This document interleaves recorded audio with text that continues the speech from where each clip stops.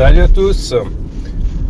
Eh ben voilà, aujourd'hui on se retrouve pour une petite vidéo un petit peu spéciale parce qu'on va parler de la catégorie Sport Bike, la catégorie Sport Bike qui fait partie du championnat du monde Superbike. C'est une nouvelle catégorie qui va faire ses débuts le week-end prochain sur le circuit de Portimao au Portugal.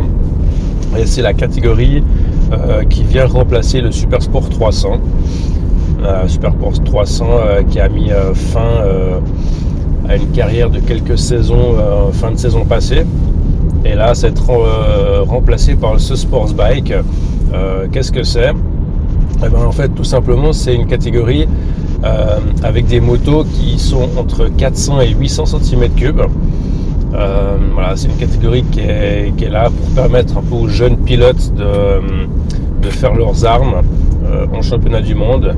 Une catégorie qui est faite pour faire venir les jeunes pilotes au plus haut niveau mondial. Ce sera à partir de 16 ans pour les jeunes pilotes. Et je crois qu'il y a une limite d'âge autour des 27-28 ans. Et puis, c'est des motos avec un large panel de choix de motos. Dans ces motos, vous allez retrouver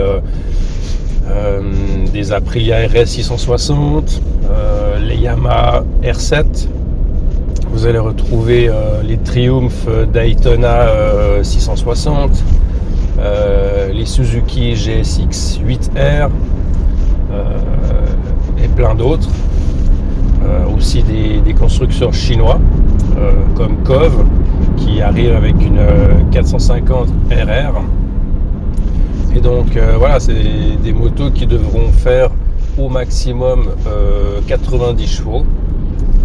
Et puis voilà, c'est une catégorie qui permettra de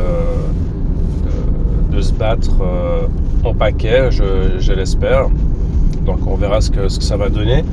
C'est vrai que c'est une catégorie, on ne sait pas exactement, il n'y a pas eu trop d'informations à ce niveau-là.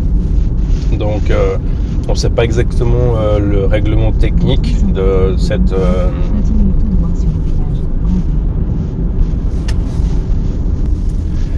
donc voilà, avec cette nouvelle catégorie, c'est un petit peu faire le même schéma qu'en Grand Prix avec le Moto 3, le Moto 2, le Moto GP. Donc là, vous allez retrouver le Sport Bike, qui sera la plus petite des catégories, le Super Sport et le Super Bike.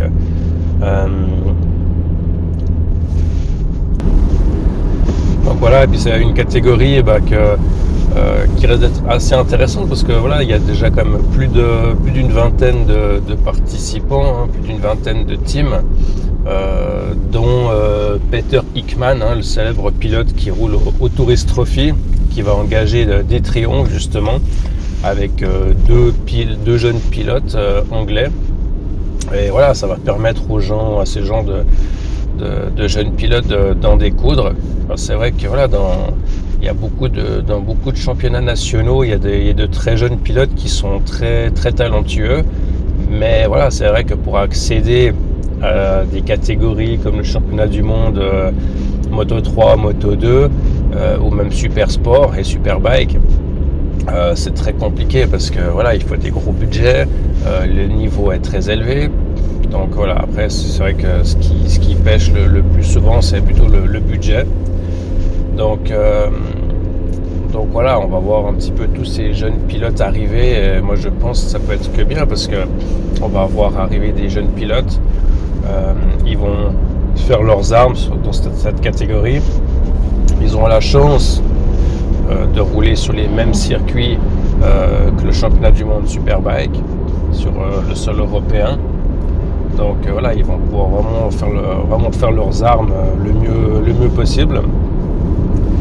Ensuite, aussi, ce que je trouve qui est pas mal avec cette catégorie, c'est que ça peut aussi servir aussi de tremplin pour le championnat du monde féminin.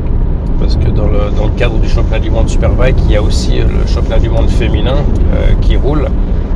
Elle roule principalement sur des Yamaha R7, vu que c'est un championnat monomarque.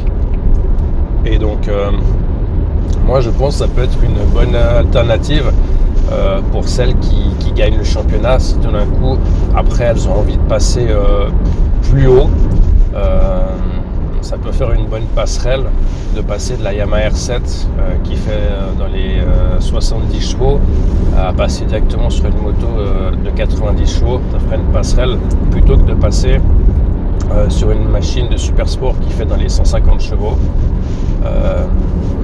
Petit exemple, en 2024, Ana Carrasco, pilote espagnole, elle a été championne du monde dans ce championnat féminin. Et en 2025, elle s'est engagée en championnat du monde super sport sur une Honda CBR 600. Et ma foi, voilà, il faut dire ce qu'il en est. Voilà, elle est plus dans le bas du classement que sur le haut du classement. Après, voilà, je dis pas du tout qu'elle n'a pas le niveau. C'est juste qu'en championnat du monde super sport, le niveau est extrêmement élevé. Bon, il n'y a qu'à voir cette année, il y a énormément de pilotes venus du Moto 2 qui sont venus en mondial super sport, donc ça élève le niveau. Et donc je trouve qu'une catégorie comme le sport bike, ça peut être une bonne alternative pour continuer un petit peu à se perfectionner sur ces motos, ces motos 4 temps qui font dans les 90 chevaux avant de passer éventuellement en championnat du monde super sport. C'est aussi un petit peu pour faciliter justement la passerelle au super sport, parce qu'avant c'était le championnat du monde super sport 300 et comme son nom l'indique, c'était des 300 voire des 400 cm3, des motos qui développaient dans les 45-50 chevaux. Et donc quand tu passais directement d'une 300 à une 600 qui faisait 150 chevaux, c'était un petit peu plus compliqué. Donc voilà. Donc moi je me réjouis de voir un petit peu ce que ça va donner cette catégorie. Je vais suivre attentivement cette catégorie, voir ce que ça peut donner. Moi je pense quand même que on risque quand même de voir des courses en paquet, de belles bagarres. Et puis ce que je trouve quand même très intéressant, c'est qu'on voit revenir des marques emblématiques qui ont fait à l'époque la renommée du mondial Superbike. On voit le retour de Suzuki, on voit aussi un peu le retour de Triumph, et puis aussi on voit maintenant l'arrivée de motos chinoises au plus haut niveau, parce que vu qu'on voit que depuis quelques temps les constructeurs chinois commencent gentiment à arriver en force en Europe avec beaucoup de motos, des motos très intéressantes. Donc on dit ça peut être que bénéfique. Donc maintenant à voir après la première course du week-end prochain à Portimao, voir ce que ça peut donner. Donc voilà.